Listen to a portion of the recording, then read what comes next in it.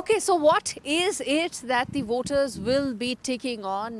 Remember, it's not an EVM, but a paper ballot here in the US. So it's not really like you press a button or something. You have to use a pen and mark it on a paper ballot. And she here has one of those sample paper ballots that has to be used. If you could just open that for our viewers to just have a look. Okay, so this is so this is the sample ballot on which voters have to pick out their candidate, and as I said, it's not an EVM but an actual paper ballot.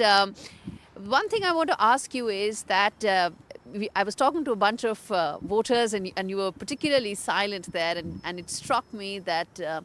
Possibly represent or you possibly are looking at the Republican candidate here. So what are the one thing or two things that you like, in which case you're voting for Donald Trump? Uh, I'm sorry, can you repeat your question? What do I What like? about Donald Trump's policies have really resonated with you by you voting for him? Well, it's tough. It's tough to say. It's tough where to begin because it's just a time that I feel like I can't share my thoughts too much because it's really a big shame if you are either on either side. But what are my thoughts when I'm going to vote? I certainly think about the economy, where we are, the state of the economy. I think about what's going on in the world. Um, I think about also my family, myself as a single woman. It's really tough in this specific economy that we're living in today.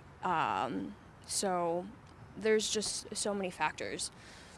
One thing I found very interesting is that Trump supporters get shamed into either silence or being asked as to why you can even do that. Is that something that you think is unfair in a democracy? People should be allowed to vote whoever they want to?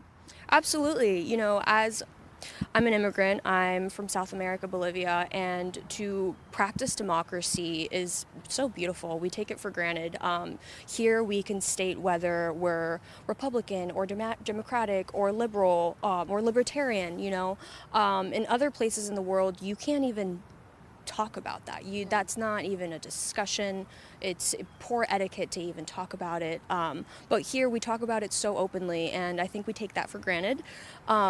But on the shame part, it is, and it's really unfortunate that if you support one candidate, you get side eye, shame on you, and it's essentially social suicide if you do.